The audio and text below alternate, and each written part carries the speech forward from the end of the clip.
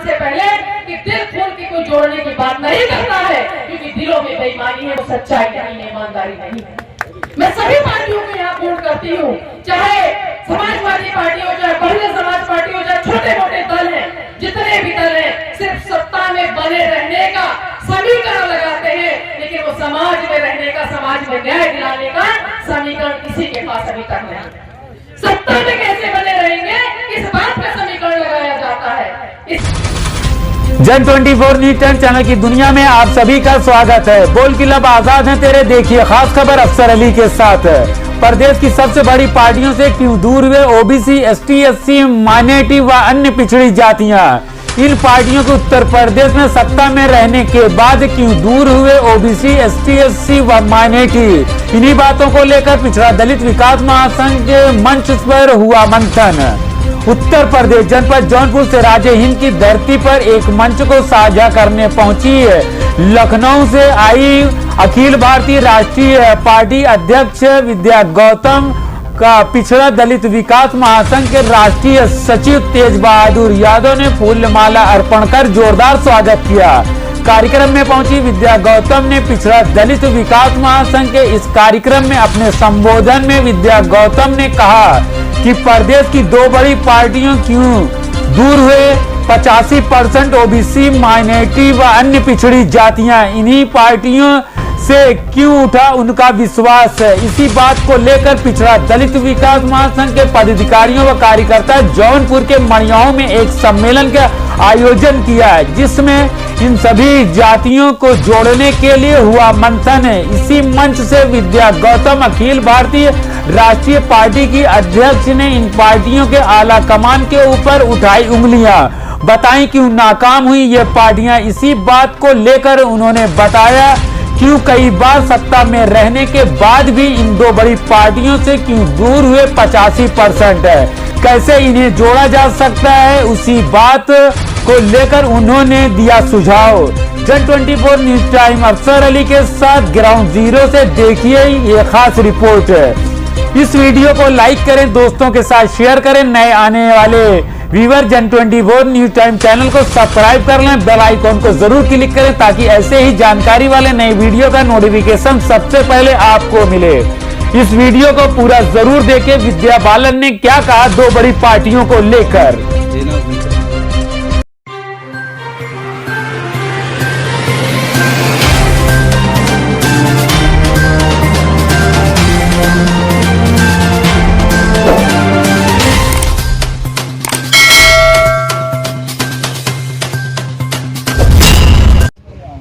आज इस जौनपुर की धरती पे मछली शहर बड़ा सन 2012 से जब से मैं काम कर रही हूँ जमीनी रूप से संघर्ष, तो अखिल भारतीय अंबेडकर महासभा के माध्यम से भारत के कई राज्यों में लगातार संघर्ष रहा और मछली शहर जौनपुर के बारे में आना जाना तो रहा, लेकिन आज मंच पे लाने का काम हमारे आदरणीय राकेश कुमार आजाद साहब ने किया। मैं इनका साधुवाद देती हूँ कि आपकी वजह से इस मंच पे आने के, उपस्थित होने का मौका मिला और मछली शहर में अपनी बात को कहने का मौका मिला। मेरे साथ आए हैं रमेश चंद्रा साहब जो कानूनगो साहब हैं, रिटायर्ड, वो हमारे साथ आए हैं। और आज इस पिछड़ा दलित विकास महासंघ के इस बैनर के तले जो ये प्रोग्राम हो रहा, तो सभी संगठन के सभी साथियों को, सभी कार्यकर्ताओं को मैं सादर अभिनंदन करती हूँ। और जो हमारे मुख्य अतिथि साहब है माननीय दद्दन सिंह यादव साहब और अपने तूफानी सरोज साहब जो पूर्व सांसद भी हैं, संजय सिंह चौहान साहब, बाबूराम पाल साहब जो भी बोल रहे थे, राजकुमार प्रजापति साहब, लालमणि प्रसाद साहब जो पूर्व सांसद भी हैं और बहुजन क्रांति के पूर्वोद्धा भी हैं और हमारे आदर्श भी हैं। और इसी के साथ साथ आपके महेंद्र राजभर साहब, लकी यादव जी, रागिनी सोनकर साहब, अवधनाथ पाल साहब, राकेश मौर्य जी, श्रद्धा यादव साहब जो मैम अभी चली गई, सुषमा पटेल जी, भावना मोहन यादव जी और आपके सभी जो नंदू राम यादव जी, तेज बहादुर यादव साहब, रामबरन यादव और पूरी एक बड़ी लिस्ट है। मैं नाम पढ़ूंगी तो बहुत लंबा समय लगेगा। मैं जिनका नाम नहीं ले रही हूँ, जिनका ले चुकी हूँ, सभी का मैं सादर तहे दिल से अभिनंदन करती हूँ और आप सभी का मैं पुनः बहुत स्वागत करती हूँ कि आपने इस मंच पर मुझे बोलने का और बुलाने का मौका दिया।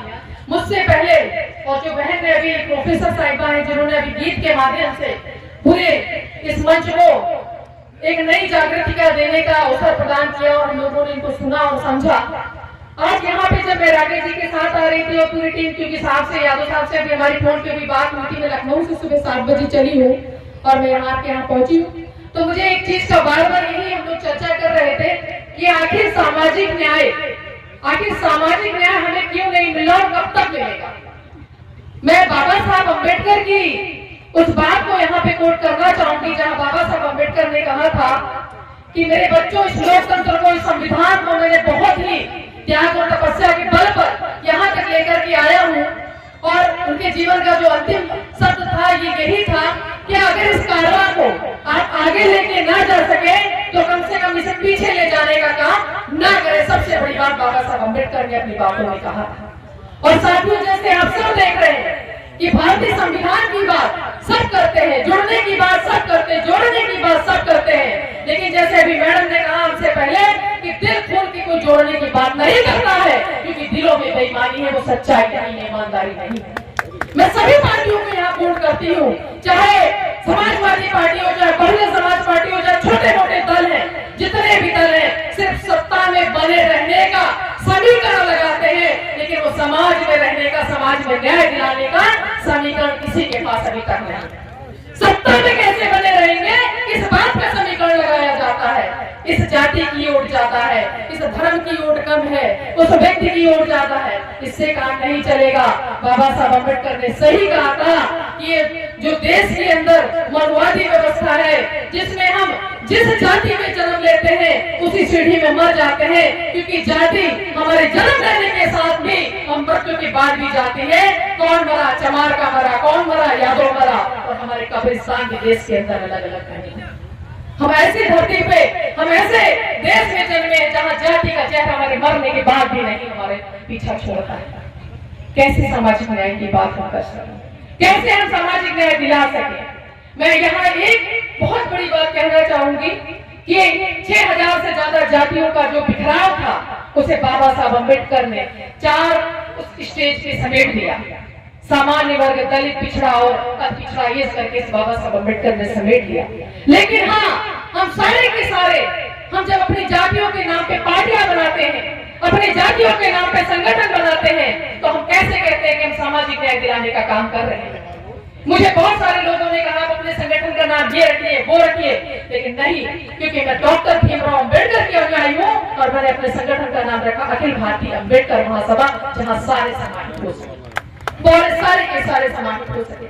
हम पाल का संगठन बना ले, हम चमार का संगठन बना ले, मोर्चे का बना ले, हम यादवों का बना ले, हम इनका बना ले, नहीं मिलेगा सामाजिक न्याय जब तक हम, जैसे अभी कर्पूरी ठाकुर साहब की बात करी गई, जैसे और तमाम लोहिया जी की बात करी गई, और मान्यवर काशीराम साहब की बात करी गई। सोचिए जरा, मान्यवर काशीराम साहब की अगर हम बात करें तो सोचिए जरा, एक सिंगल पर्सन जिन्होंने अपना घर बार छोड़ के अपनी जिंदगी को तबाह करके भारत के सबसे बड़े राज्य उत्तर प्रदेश में सरकार बनाने का काम किया, इसे कहते हैं संकल्प के साथ चलने की शक्ति।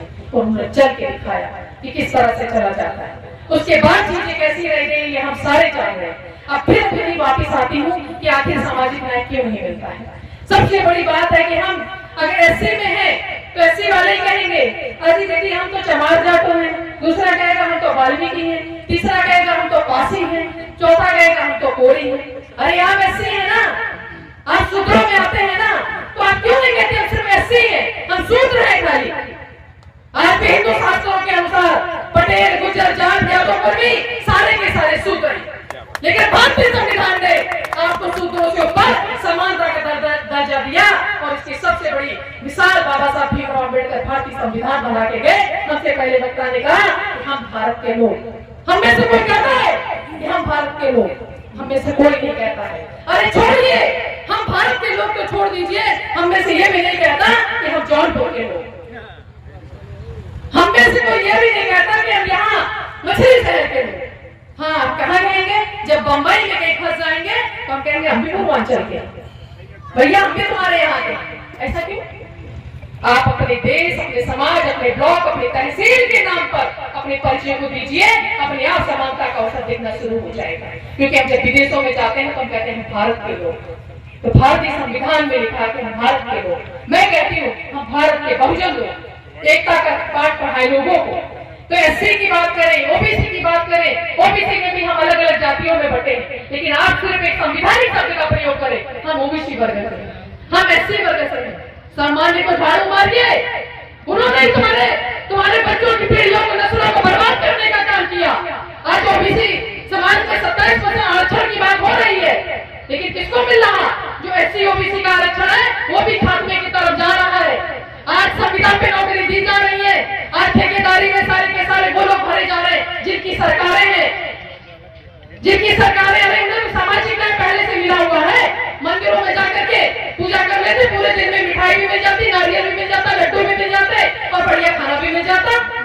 तो मैं तो जब तक गाय का दूध नहीं निकालोगे, दूध बेच करके काम नहीं चलेगा। हम चमारपासी होगी जब तक गड़रिया खेतों में जाके निराई गुड़ाई नहीं करेंगे, हमारा काम नहीं चलेगा।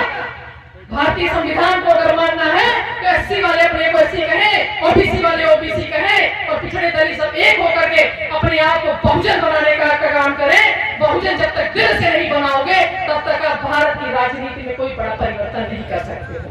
नेता लोग बिक गए तो बिक जाने दीजिए, पार्टियां बिक गई तो बिक जाने दीजिए, समाज को एक सूत्र में बांधने का काम करिए। आपके मछली शहर में अगर किसी के साथ सुख दुख है तो आप किसी भी पार्टी में बैठे हैं उसके साथ खड़े हो जाइए, अपने आप सामाजिक न्याय की रास्ते अपने आप खुलते चले जाएंगे।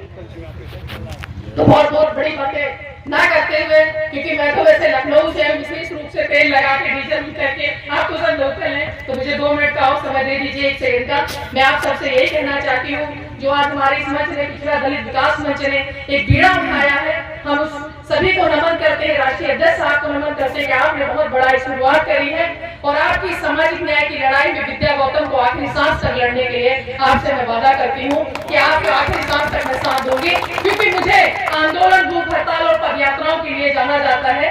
और यहाँ पे जो साथी हैं राकेश गौतम जी, वो आपको कभी बताएंगे कि लंबा संघर्ष हमारी टीम ने, हम लोगों ने किया है। आप लोगों ने मौका दिया तो जिंदगी में दोबारा मिलेंगे और हम लोग फिर से किसी मंच के माध्यम से और समाज के माध्यम से आप लोगों के बीच रहेंगे। धन्यवाद। और डॉक्टर तेज बहादुर यादव साहब से तो हमारी बहुत बात हुई और बहुत समय से हम लोग जान रहे हैं। मैं आपसे आज थोड़ा ज्यादा नहीं मिल पाई थी, लेकिन आपका मैं हार्दिक धन्यवाद करती हूँ कि आपने मुझे यहाँ बुलाने का काम किया।